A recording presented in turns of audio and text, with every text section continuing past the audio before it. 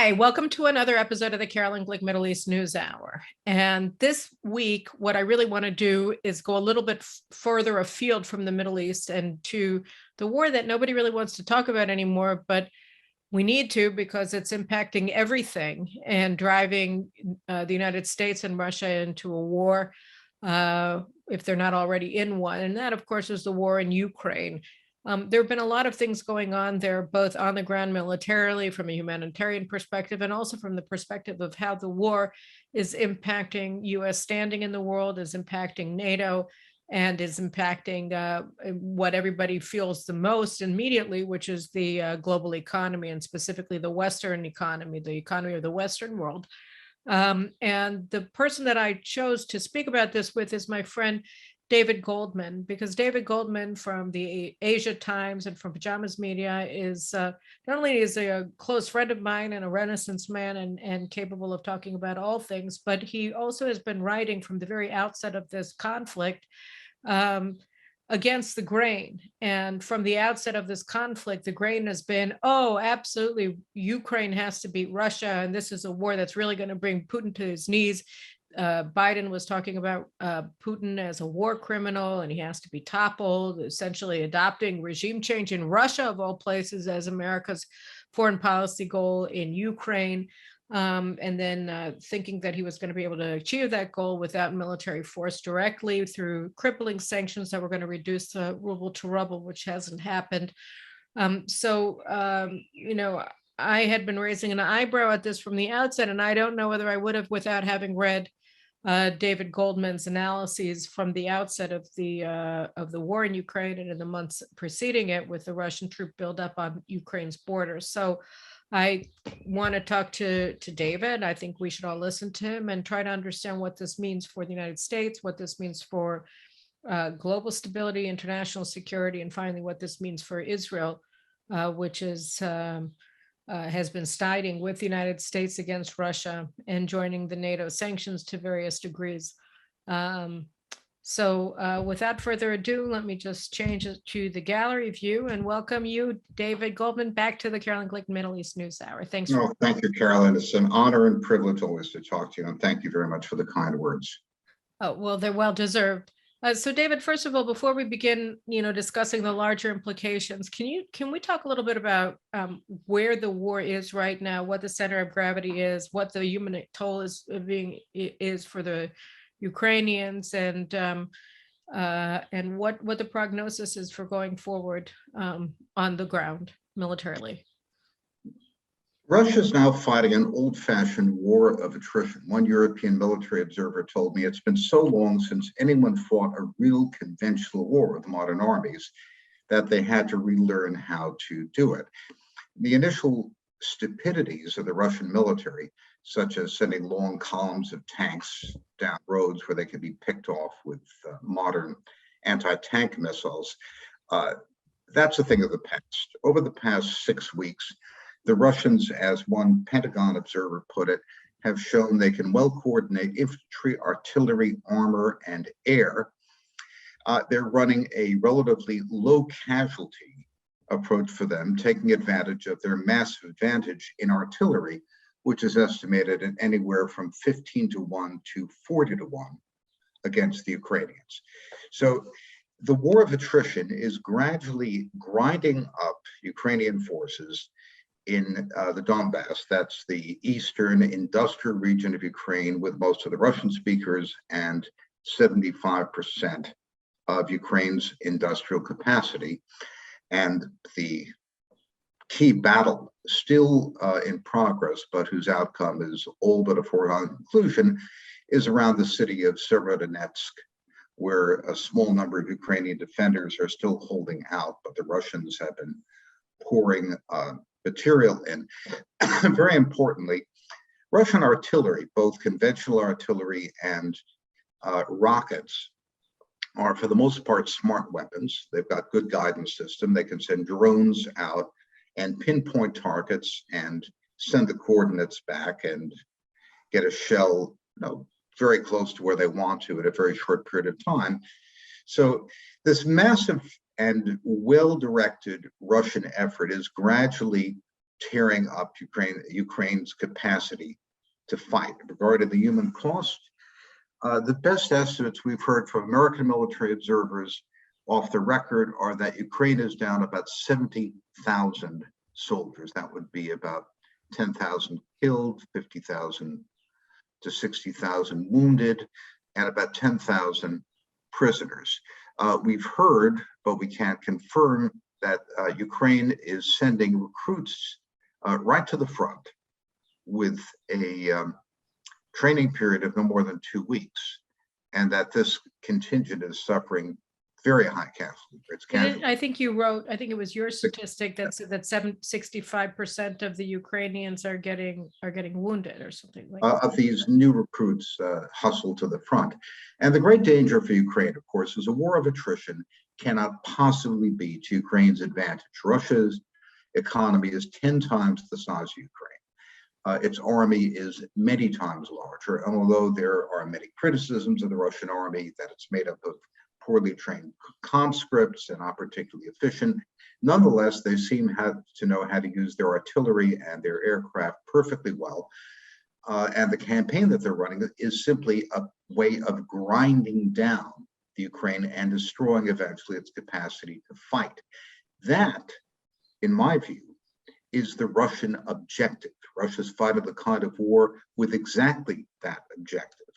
But do you think that the territorial ambitions of that Putin's territorial ambitions are limited to the Donetsk region? Do you think that he wants only to seize control over eastern Ukraine, the Russian speaking areas of the country, along with the Crimea, and let the Ukrainians alone in the rest of the country, in Kiev and other places? Territory is an opportunistic consideration.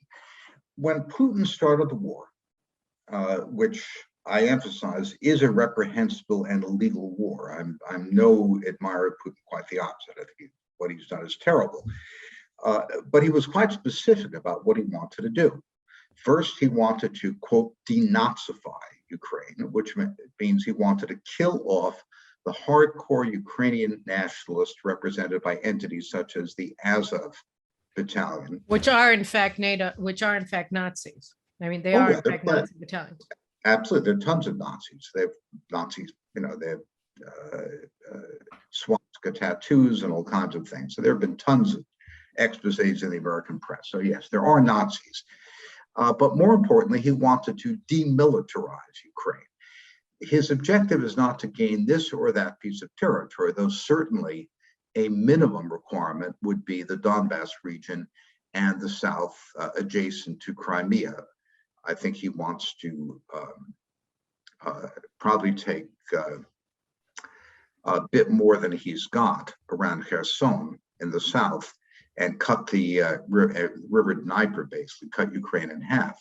I don't think he wants to conquer all of Ukraine. He doesn't need Western Ukraine, which is Catholic, anti-Russian, and mainly agricultural.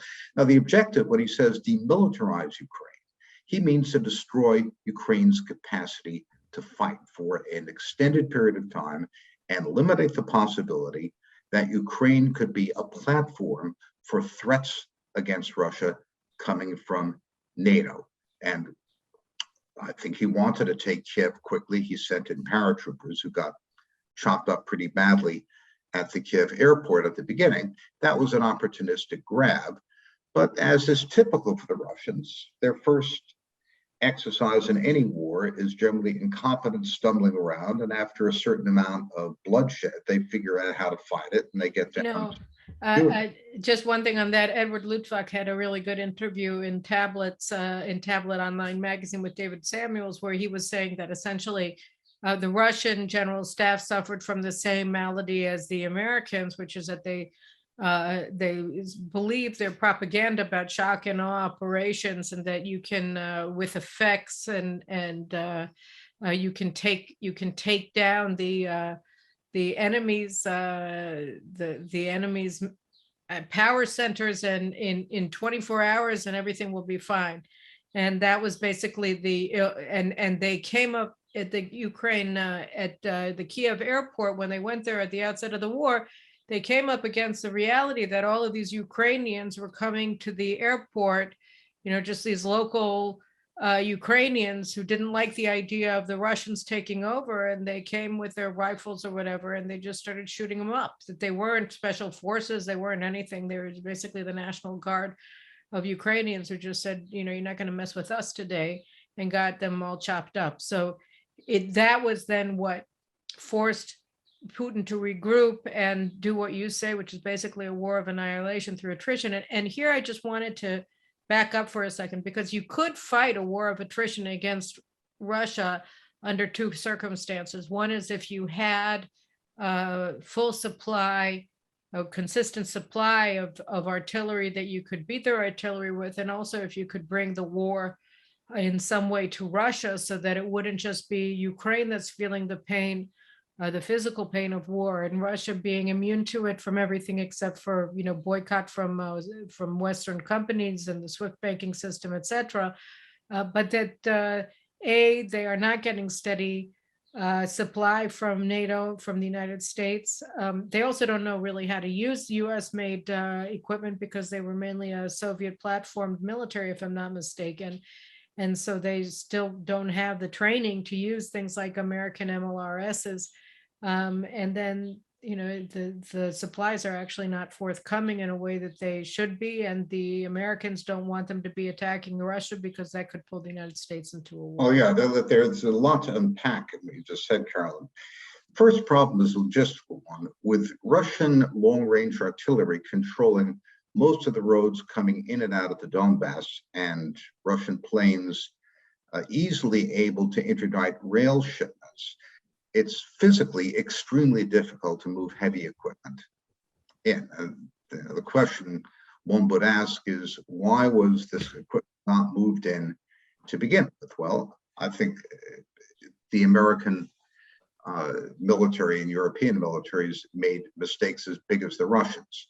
Well, that was the other thing that Lutvak said, just to round out his comment about it, which I thought was important, was that when he said that the Russians suffered from the same malady as the Americans thought, when they were looking at the Ukraine, that the Ukrainians would just collapse in the face of superior Russian firepower and shock and awe operations in places like Ukraine.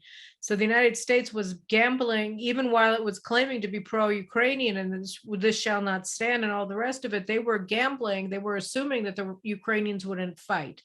And so they didn't take any of the kind of steps that you would take if you think that the Ukrainians would fight, he argued, because the Americans didn't think they would, which is why Biden offered Zelensky a ride out of Kiev that he didn't take, because he thought that the Americans had his back in fighting Russia. And so that was what he decided to do. And that's what the Ukrainians were doing.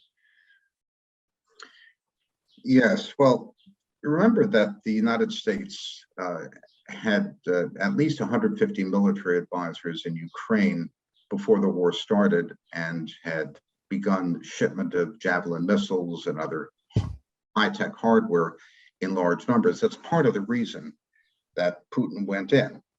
If you see the West arming Ukraine rapidly, you may make the decision that it's better to move in now, when the cost of taking it would be cheaper than to wait until they're sufficiently armed. I'm not at all sure that the United States expected Ukraine to collapse immediately. Certainly that view shifted within a few days of the outbreak of the war to a triumphalist view that Russia was about to collapse, Putin was about to be kicked out of office, and the Russian economy would be no more. Certainly the United States vastly overestimated the impact of sanctions. What do you think that was based on? I mean, what indication did the United States have that was the case? The American policy has been so confused and made so many errors, it's hard to go back and untie all of the errors retrospectively. But I think that the American view of Russia has always been that it's much more fragile than it actually is. In 2014, when the United States, particularly Victoria Nuland, who was then Assistant Secretary of Europe, is now Undersecretary of State, when Victoria Nuland helped stage manage the Maidan coup, which in turn prompted Russia's takeover of Crimea. The State Department sincerely believed that the Maidan coup would be the prelude to a similar regime change in Russia. Today, Kiev, tomorrow Moscow. Putin turned out to be far more resilient than the State Department at the time believed. But I think that the United States expected that the combination of whatever military action we took and the economic sanctions would crush the Russian economy, reduce it, as Biden said, by 50%, lead to an economic collapse, which would in turn lead to the overthrow of Putin. So the U.S. undertook all kinds of measures against Russian oligarchs, taking their yachts and private planes and so forth, in the belief that if you made life uncomfortable for wealthy people in Russia, they would somehow contribute to an effort to remove Putin from office. And of course, no such thing happened. If anything, the sanctions have been an own goal, according to the International Monetary Fund. Right, but before we get into that, so just for a second, so the State Department, the Biden administration completely misunderstood what the implications of what their actions were going to be. And right now what we have is a situation on the ground in Ukraine where, because the supply lines from the west to the front in Ukraine are under Russian control, either directly through their artillery, or indirectly through artillery and through their air superiority, the Ukrainians don't have any good option for winning the war of attrition, so that they're facing defeat, at least in eastern Ukraine, as we're looking at things today. Excuse me for a second. So the Ukrainians don't have that option of winning anymore. And so the Americans were first and foremost wrong on their triumphalist view that Zelensky and his battalions were going to beat the Russians, and that's a very big deal. We're facing right now something that people aren't that willing to acknowledge, which is Ukrainian defeat at the hands of Russia, at least in the current iteration of the war. And the United States, of course, and NATO are not going to get involved directly in direct military operations against Russia, at least that's unless something very strange happens. So that's what we're facing on the ground.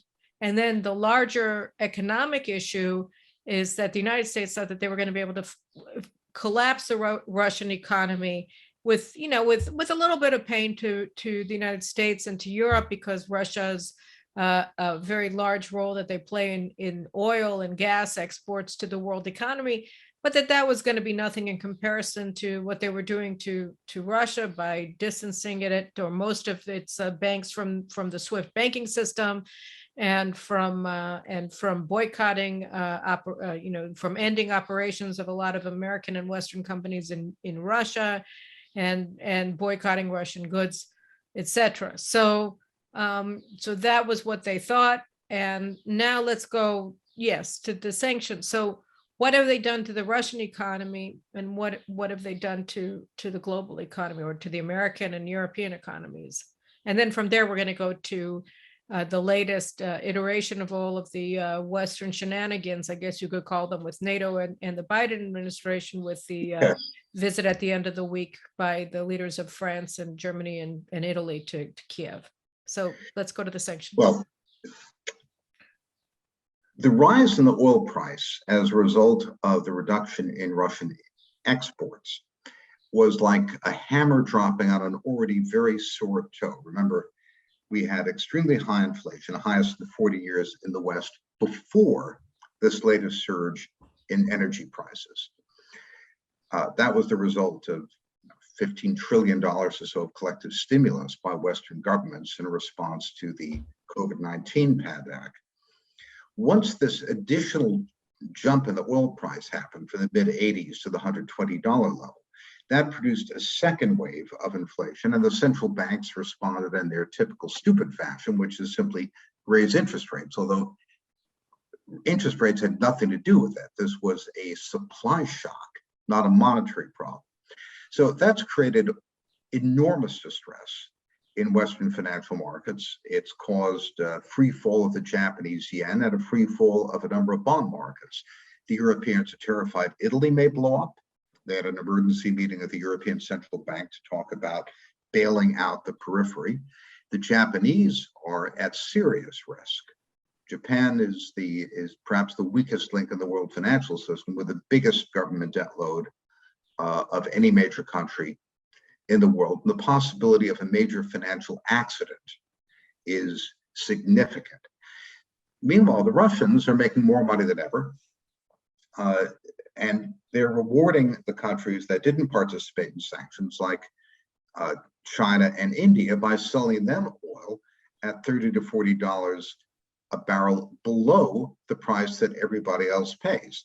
So the West has been thrown into a possible financial crisis. It's not a financial crisis yet, but there's a significant risk, a recession in the United States. And there's no question that we are in a recession that is 2 quarters of negative GDP growth. The Democratic Party's electoral chances for this year's congressional elections and the 2024 presidential election are very dim indeed. And the West as a whole has been seriously weakened. So that was a miscalculation on a grand scale on the part of the West. Very hard to back out of, just as you said, after Biden denounced Putin as a war criminal, announced that he could not remain in office, and basically said it's a war to the end. That kind of paints him into a corner. He's nonetheless trying to wriggle out of it.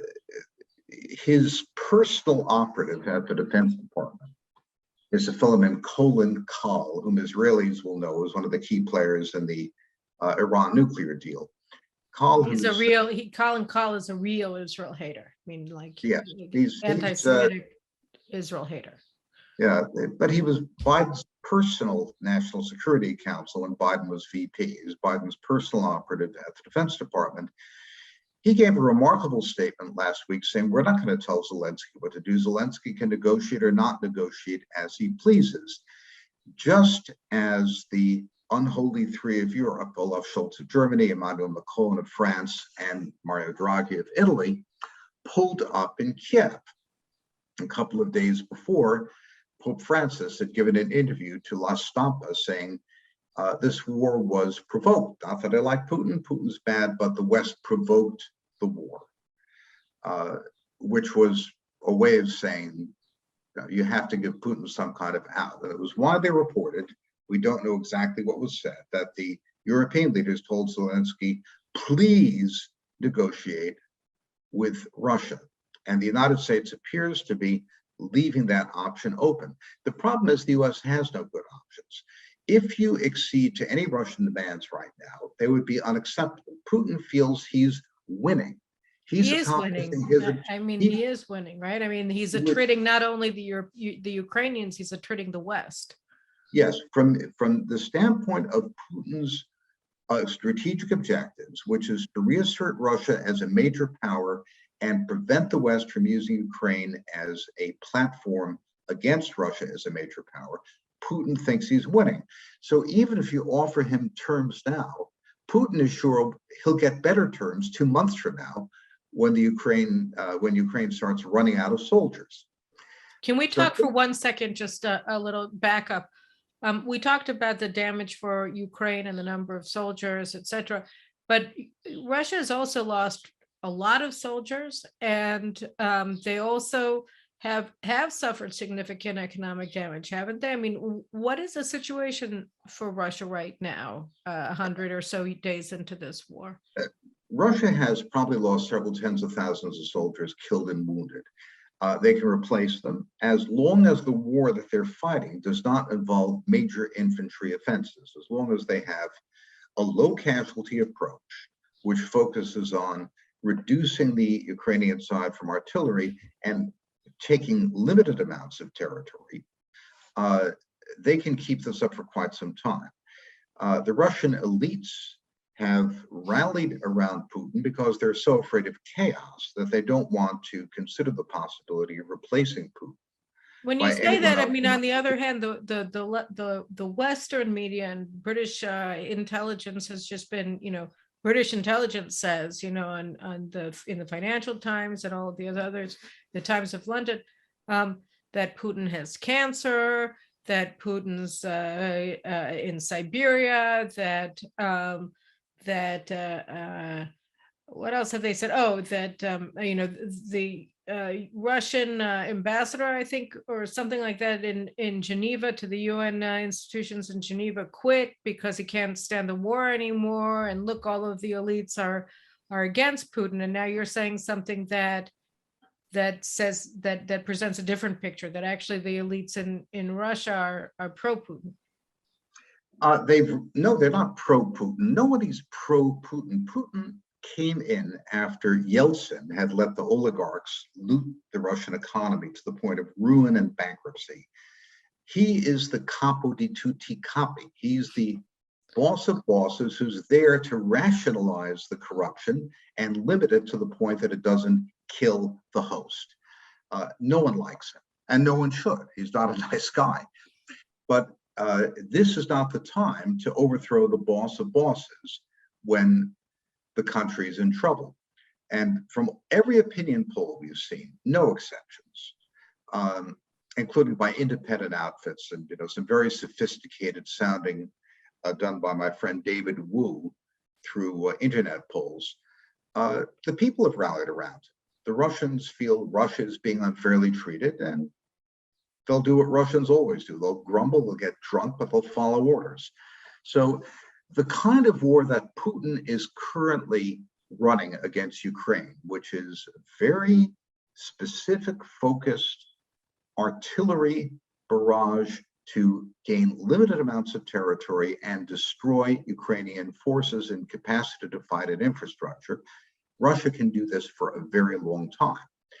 The idea that's so popular in the West that Putin wants to be Peter the Great, he wants to extend the Russian Empire to the borders of Germany and maybe beyond. He's mad for conquest. It's all about pride and so forth. I think this is complete drivel, Carolyn. Putin is a rational actor, a nasty but rational actor whose objectives are very clear. He's going to control the near abroad of Russia, protect the Russians who are there, destroy any force that might affect him. As any number of people have said, Putin's view of American missiles in Ukraine is pretty much the same as our view would be of Russian missiles in Mexico. We wouldn't stand for it. We'd send in Marines. Because, I mean, when you're looking at it, you say, well, on the other hand, the Swedes and the Finns just they just rushed to join NATO, for the first time ever. And it feels like, I was speaking to Finn, not anybody part of the government, but I asked him, why are you joining NATO? What do you think that NATO is going to do for you? And I mean, there was just sort of a herd mentality. He didn't have a good explanation for what he thought. I said, do you think that the U.S. is going to send forces to Finland to protect you from Russia? I mean, what's your view here? Oh, Carolyn, when Germany had 1.2 million soldiers and 1,000 top-of-the-line main battle tanks in 1990, Finland and Sweden didn't need to join NATO because Germany had the best army in Europe at a significant deterrence. And the French had a serious army in those days. I'm told reliably the French army, which looks kind of okay on paper, has a week's worth of ammunition for a war. So Germany now has 200,000 soldiers, maybe 100 battle-ready tanks. They might be able to scramble half a dozen fighters at any given moment. After 30 years of turning NATO into a social welfare organization and bringing in everybody from Bulgaria to Romania and every place that we can't defend and don't cease to be a defensive organization at all, Putin undertakes the first serious land war in Europe since World War II, and everyone else looks at what they've got and says, we are defenseless. So the first thing they do is run and hide behind the skirts of the United States. They have nowhere else to go. What Germany should do is be Israel, have a draft, require everyone, as it did before Merkel lifted this, to return the so-called Wehrpflicht, conscription, and have a real army. Because right now, Putin could take a column of tanks and start in Magdeburg and drive across Germany to Aachen, and the Germans couldn't do very much about it. I'm exaggerating slightly. So they're in a panic, as everyone is. Putin should not have started this land war in Europe. It was a wicked and dangerous thing to do, and it scared the pants off everyone. So they're all running, to try to figure out something to do about it. The most ridiculous are the Poles. The Poles are buying F-35s, which they don't need. Lutwak had a very clever remark. So they buy boats for show and F-35s, which they don't need, but they refuse to introduce conscription in Poland. So the Poles, who hate the Ukrainians only slightly less than they hate the Russians, there were enormous massacres of Poles by Ukrainians during World War II, are thrilled to watch the Ukrainians fight the Russians, hoping they'll destroy each other. I don't know. It's all becoming a little bit too I don't know what the word would be. Show, yes. Yeah, it's but let's just go for a second then to the United States, and its policy towards Ukraine is a complete shambles. It makes no sense. I mean, I would argue, and I know you've argued, that from the outset it made absolutely no sense, because the United States never really had any option or interest in fighting for Ukrainian sovereignty and independence against Russia. So the United States is ostensibly, called for regime change, called Putin, a war criminal, and did everything except send the Rangers into to Moscow, in terms of going to war against Russia, and they didn't have any plan for achieving that goal. If they wanted to, they didn't have any clear reason for wanting to make that their goal, and now they're stuck. The Ukrainians are losing. The brilliant sanctions that they placed on Russia have completely backfired and caused massive harm to the American economy and to the Western economy, and something we didn't talk about, which is that they're also causing a collapse of the world economy, and not a collapse in the sense that everybody's falling together, but rather that, you're getting a bifurcation of the economy now, where you have the BRICS on the one side that are putting together this alternative economic system for themselves and banking system for themselves. And you have the United States and the EU and the Western, so that, this is something that I don't think we've seen. And so all of these things are massive catastrophes for the United States, and Biden is doing what? He's falling off bicycles. The United States clearly thought that the Ukraine war would decisively weaken Russia and maybe even get Putin out of power. That was a huge misestimate on our part. We have, on numerous occasions, used small peoples as a proxy to go after our enemies and sacrifice them. Ask the Hungarians why they're not particularly enthusiastic about supporting the Ukraine war. They'll tell you in 1956, the United States told us to rise up against the Russians, and look what happened to us. We did that with the Czechs, we did that with the Kurds in Syria, who got rid of ISIS for us, and then we threw them under the bus. A lot of the world remembers Henry Kissinger's marvelous statement that it's often dangerous to be an enemy of the United States, but it's fatal to be our friend. Yeah, look at the South Vietnamese. Remember them? Yes, whom Kissinger also threw under the bus. Right. So from the standpoint of small countries who are American allies, looking at how America sacrifices its allies for perceived strategic advantage with such incompetence and also such abandon, everyone is going to be thinking very carefully about the benefits of being an American ally. And that's not good for the United States. As an American, I find that frightening. How do you explain it? I mean, this is the second strategic collapse, catastrophe, really, that Biden has overseen in under a year. I mean, in August of 2021, you had the withdrawal from Afghanistan, which even if even supporters of American withdrawal from Afghanistan were blown away by his incredible incompetence. I mean, he left $90 billion of U.S. advanced weapons, much of it, in the hands of the Taliban.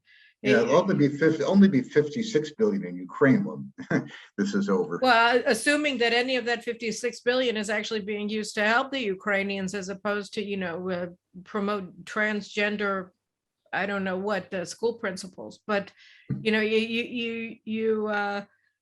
have this is a catastrophe. I don't even know what precedent you would use. I guess you could go back to 57 or 68 in Budapest and in Prague, but even they were part of an overall Cold War strategy of containing Russia and of like you said, using third-party wars to fight and not and acting on the periphery more. And there was a strategic concept that the United States was following inexorably, which led through Reagan to the collapse of the Soviet Union. But it was a terrible thing, but it didn't overturn the apple cart. And here, I think on so many different levels, as you said, this is the first major conventional battle in Europe since the Second World War, arguably, at least of this scale. I mean, you could look at Ukraine, at Yugoslavia, but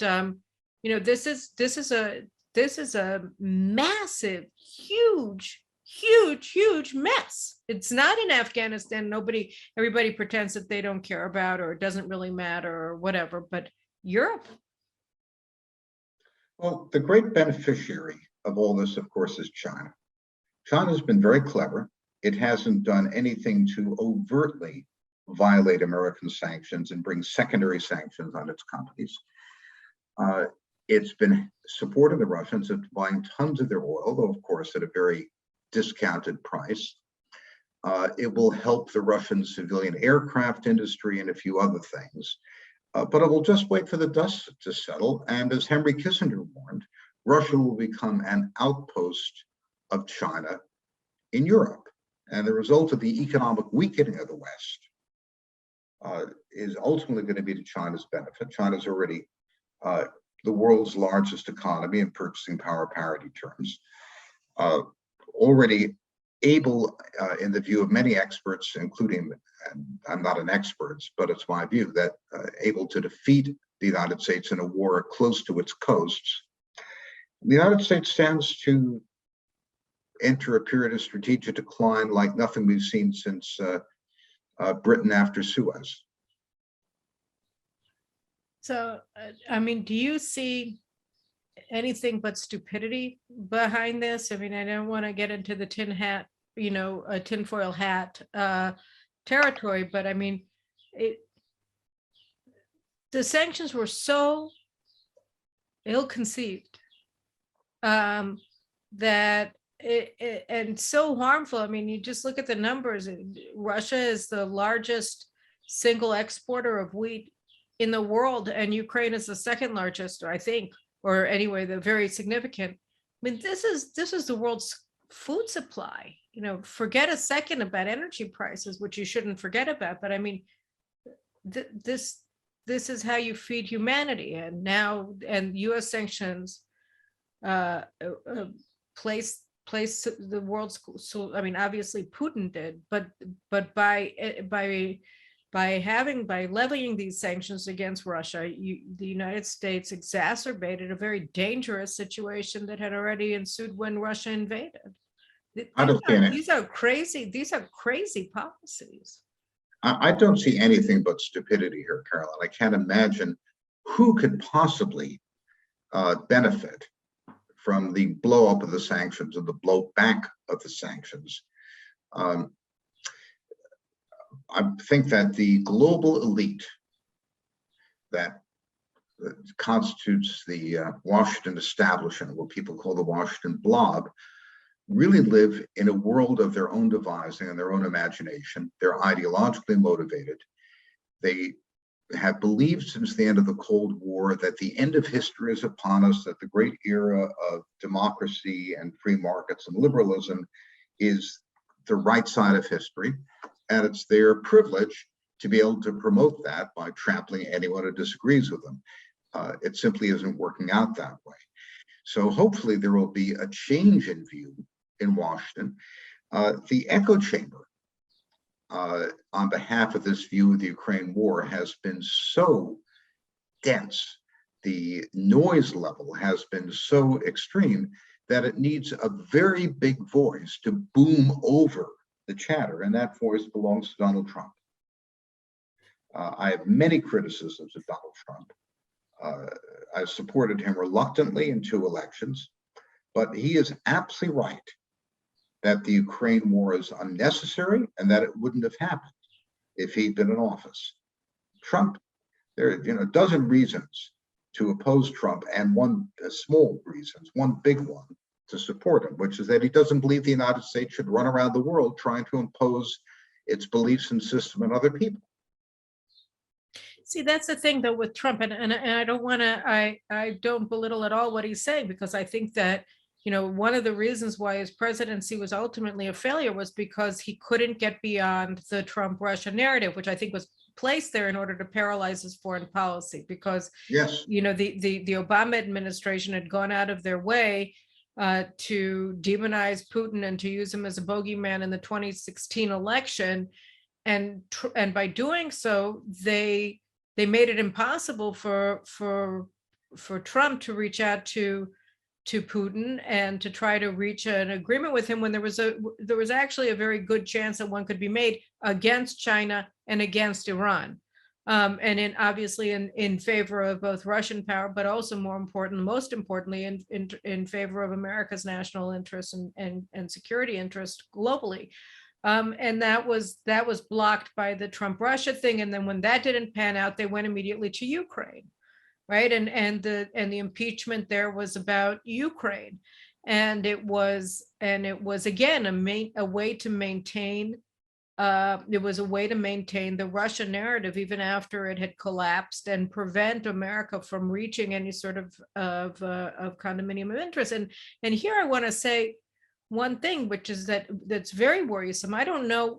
I agree that what Trump said about, it wouldn't have happened under my watch is correct. And we wouldn't be facing this mess on so many different levels if he had been reelected in 2020.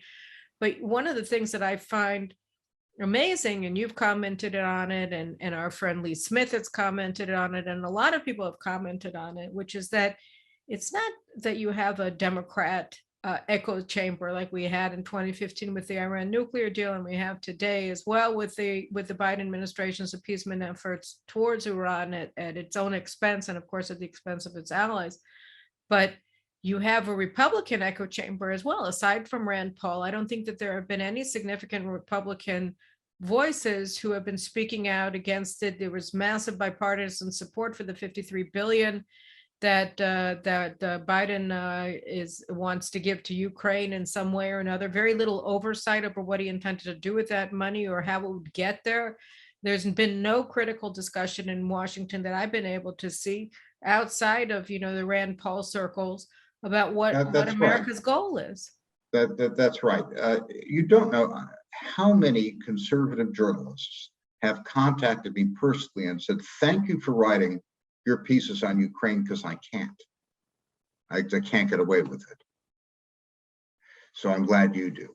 Only a few nutballs and eccentrics like Ron Paul or me or whatever have opposed the Ukraine war. It's been a very unpopular decision to take. That's why Trump is so important. For all his character flaws and lunacies and errors, he has one idea which is exactly right, and he's got a big enough voice to shout down the echo chamber. And he's really the only powerful voice of sanity in this that we have in the United States. The problem we've got now is, now that the policy breaks down, it's not working. What do? There are lots of things you could do. You could try to keep, you could double down. That's Boris Johnson who is, the you and him fight guy. The British are wonderful just to try to make themselves look relevant. They'll stir up trouble between major powers, which they no longer are. Despicable fellow, Johnson. We could do that, which is double down. Secondly, we could do what Biden seemed to hint at last week, which is throw Zelensky under the bus and let the Europeans take the blame for being the bad guys. That's how Henry Kissinger would do it. And a third thing we could do is we could escalate. We could go to the brink of nuclear war. We could attack Russian positions inside Ukraine. We could use American air power to oppose Russian air power. I hope we don't do that, but I've got no idea what Biden will do because his administration has been so erratic. He personally is so weak that it's extremely difficult to know who's in charge from day to day. It really seems to be, whoever seems to get into the Oval Office last. It's an incoherent administration. So, but yeah, I mean, you're right, but I don't know that. You mentioned Carl trying to climb down the tree that they planted, but I don't know whether there is disagreement in the administration about what to do or not. I don't have any sense. You think that there are people who want to double down and that Carl is trying to walk this back? As I said, it's extremely difficult to read the administration. Lloyd Austin is a very weak defense secretary. He doesn't enjoy the confidence of the president. He's not an important player in Washington politics. Tony Blinken is an ideological fanatic, flanked by another ideological fanatic, Victoria Nuland, the undersecretary. So the State Department is a lunatic asylum here. Jake Sullivan is very hard to read. He was Hillary Clinton's baggage carrier for years. Before that, he was an aide to Amy Klobuchar. He's a young guy who has really no important experience, who's stuck in a job that he's not prepared for. So very difficult to predict what he might do. We do know the Pentagon believes the Ukrainians are in very bad shape. Most of the information that is trickling out to the press about the scale of Ukrainian losses and their inability to sustain a war of attrition is coming from American military sources who are very well informed. They've got people on the ground. They have satellites who can, satellites that can tell what Ukrainian soldiers are having for lunch. So their information is pretty good, and they're very worried about the course of the war effort. Soldiers tend to be a lot less willing to risk kinetic action than diplomats because they know about people getting killed. So if there's any source of sanity, I think it'll probably come from the Pentagon side. All right. Well, let's just round it out for this week and talk about Russia and Israel, because after all, this is the Middle East News Hour, and Israel has been very moralistic in the way that the government has handled this. We had this weird sort of, I would say, pathetic effort by Prime Minister Naftali Bennett to, be Miss America for a day and bring peace to the world when he flew off to Moscow to meet with Putin on Shabbat when he's, ostensibly an observant Jew, because he was going to end the war. This was early on, I think, somewhere around March or April. And of course, it led to nothing except that it made both sides, the Ukrainians and the Russians, profoundly angry at Israel because we didn't deliver the goods for either of them. So we weren't in a position to mediate the war. We put ourselves into a position as mediator in a war that we have nothing to do with, that we don't have a dog in this fight. And then in the end, we ended up coming down as America's ally, very hard, at least publicly, against Russia, and joining the Western sanctions on Russia to varying degrees, and certainly speaking out against Russia very harshly, particularly by foreign minister and alternate prime minister and the main power in the Israeli government, Yair Lapid. So now we have a situation where Russia is becoming increasingly hostile to Israel in our joint battleground of Syria. I mean, I think for many years it's been clear that Putin is unique in Russia in the sense that, unlike, say, the Russian army and the establishment in Russia, he's not an anti-Semite. And yet Shoigu has made some pretty deeply anti-Semitic comments along the, across the years. And there's a lot of antagonism towards Jews and towards Israel in the Russian political and military establishment. So last week, I think it was, Israel apparently attacked, bombed Damascus airport. And I think 2 or 3 days ago, we're taping on Sunday, Russia called for Israel to be condemned in the UN Security Council, and said that they were drafting a resolution against Israel to condemn Israel for attacking the Damascus airport. And you look at this and you say we're reaching a new place in our relations with Russia, which is very dangerous for Israel. It's very dangerous for Israel because we have Iran, which is now a Russian ally on our borders in the north, and Russia's there protecting Iran, acting in alliance with Iran. And so if they decide that they want to turn their back on Israel because Israel sided with the United States in Ukraine, Israel is pretty in quite a bit of trouble. Well, Israel is an American ally, and sometimes the best thing an ally can do for another ally is to advise it against actions which are self-destructive and refuse to abet them. I think friends don't let friends drive drunk.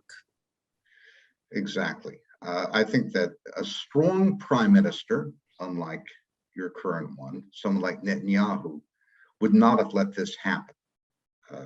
Netanyahu, you can say many bad things about him, but he had the strength and the stature to, when necessary, stand up to the United States.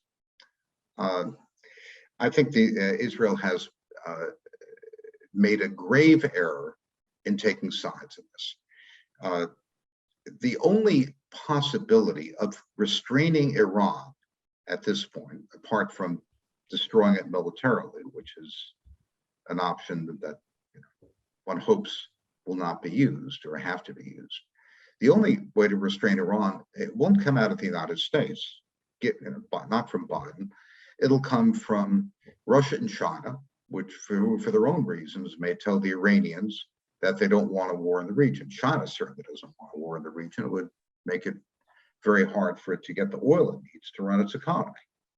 China would be the biggest loser, along with India and Japan, I guess, of a war in the Middle East. So Israel is really in a position now similar to the one it was in the days of Yirmiyahu, Prophet Jeremiah, looking at Egypt versus Babylon. You make the wrong choice, you lose the Commonwealth. Nebuchadnezzar was a horrible character. Our scripture has no sympathy for him at all. But allying with the Egyptians against him was also a fatal mistake on Israel's part. Israel needs to maintain neutrality. It's the only thing that makes sense, particularly as the United States has undertaken a policy which has led to consequences deleterious for America's own strategic position. Nobody is doing us a favor by abetting and encouraging the errors of the Biden administration. And I say that as a patriotic American. So I think Israel could have handled this much better, and I hope the consequences aren't too severe for getting off sides of this. Well, that's another question that I kind of want to end with, which is leaving Israel and the competence or lack thereof of our current government on the side. When I was talking before about the apparent and realignment of financial markets or separation of financial markets with the West on the one side and Russia and China and India and Brazil, South Africa, the BRICS countries on the other side, and other countries joining them as well. But here, that's on the economic front, but there's also a military piece to this, of course, which is Iran signed a strategic agreement with China last year that is going to become more and more substantive, I would assume, in the coming years. And you have Russia that is falling more and more under Chinese orbit, either as a protectorate or the Britain to America on that side, or as a partner, depending on how it emerges from this war with Ukraine and what the state of its economy is. But at any rate, this is much more of a tripartite axis than we've had in the past. Iran's leadership is also bragging about it, and has been for the past few months since the Russians invaded Ukraine. And I think that we're looking at a possibility of an alliance having already been formed that would be disastrous for Israel. Well, the alliance is going to be formed. China is going to be a major player in the Middle East. There's no question about it. I wrote a piece first in 2013 under the title "A Pax Sinica, Chinese Peace in the Middle East?" ? China is 30% of world manufacturing production, 15% of world trade, and growing. Given the fact that the United States has lost interest in spending blood and treasure for Middle Eastern security, China, as the biggest oil importer from the Middle East, is going to have to get involved. For years, the complaint about China was that it was a free rider on American military spending. Now, it's not going to be a free rider. It's building a blue water navy. It's building the Belt and Road Initiative, transport links all through the Eurasian continent. And it will be a major player. It's not quite sure what to do yet because it's trying to understand what the American exit means and what its role should be. I've spent a lot of time in Beijing talking to people about this. It's still a policy to be shaped. China's presence in the Middle East, to some extent displaced in the US, is bad for Israel because China will never be an Israeli ally. China will never be anyone's ally. Dealing with China is like dealing with a mafia. You can deal with them under certain circumstances, but it's always tricky to do so, and it always has a catch.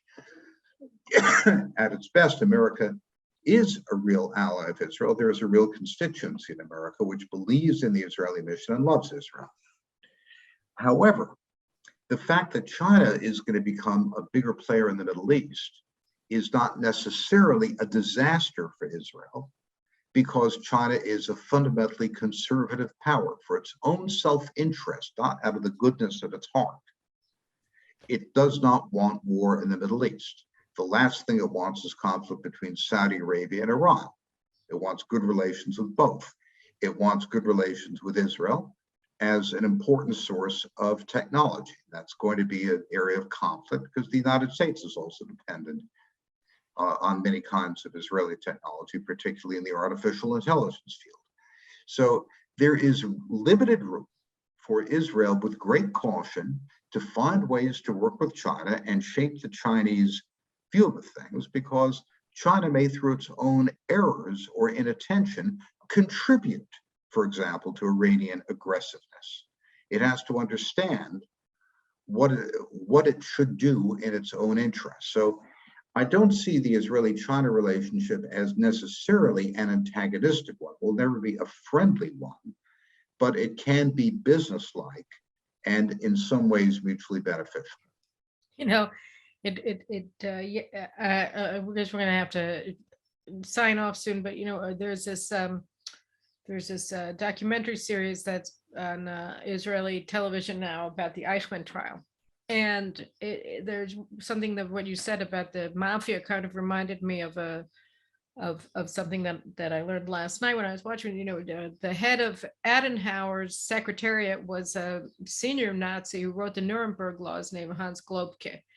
And at the time that Eichmann was standing trial in Jerusalem in 1961, the Germans were assisting Israel in its nuclear program, along with the French. And Israel was a poor country, extremely poor, and Germany had lots of money, and Israel needed Germany, despite the fact that Adenauer had built an administration that was stacked with former Nazis, including his senior aide Globke, who was very much involved in the Holocaust and worked very closely with Eichmann in undertaking and carrying it out.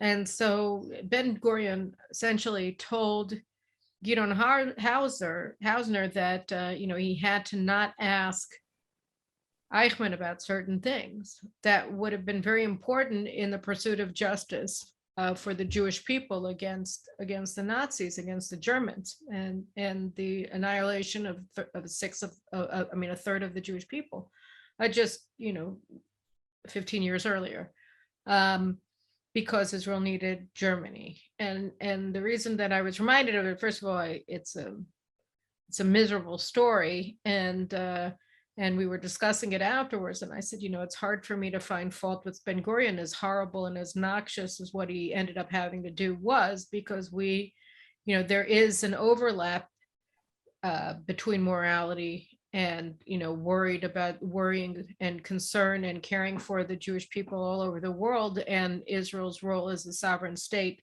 of the Jewish people. But it's not 100%. I mean, there are areas where if Israel has to pursue its survival as a Jewish state, it can come at the expense of larger Jewish interests. And that was certainly the case in covering up for the Nazis that were senior members of the Adenauer government.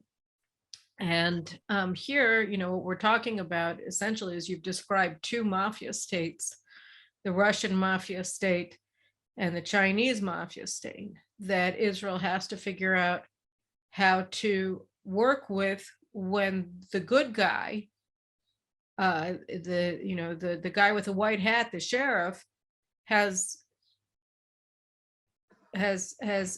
acting in a way that's both antithetical to its own national security interests and Israel's.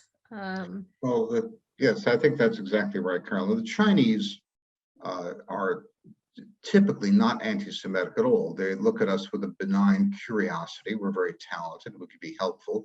Of course, if the Jewish people were destroyed, the Chinese wouldn't shed a lot of tears for us. They've watched a lot of small peoples be destroyed over the last 5,000 years, and they're not particularly shocked by the idea. So China will never be anyone's friend, certainly not Israel's friend. But it doesn't have to be Israel's enemy, and there are ways in which China's presence in the Middle East may not be harmful and may even have a certain positive, for example, in restraining Iran from starting a war of which China would be the biggest loser. Oh, I see. All right. Well, listen, I think we're gonna have to end it with that. But it's a lot of things that we've discussed today, David, isn't it? I mean, with the Ukraine war and America's mishandling of it really from the outset, and Russia's ability to withstand the sanctions being first and foremost a strategic disaster that the United States under the Biden administration has caused here. We're seeing vast reformation of the global order, and it's not to the West's benefit at all, and it leaves countries like Israel, who are looking at Ukraine and what's happened there, with a lot of questions and a lot of interests that are at stake, as it views the I don't know whether you call it the reshuffling of the global deck, because I don't think anything's been shuffled. I think that a lot of the cards are still on the table and waiting for somebody to pick them up. But it's a very unstable situation, and under the circumstances, we have to figure out what the sure bets are and what the high risk moves are, and do as few of the latter and as many as the former as we possibly can. Yes. Well, thank you for this, Carol. It's always a pleasure to speak to you. I don't envy Israel's task. I don't envy America's. All right. Well, all right. Well, thank you very much, David. And remember, guys, watch me on JNS and also on the other channels that are carrying this. Subscribe to my channel, subscribe to the News Hour, and send it out to everybody that you know and nodding acquaintances as well. And make sure that we get the news out, because the more that we understand the things that are happening in the world, the better able we're going to be to make the kind of choices that we need to make in these very uncertain times. So thank you very much, David, and thank you all for watching and listening us today.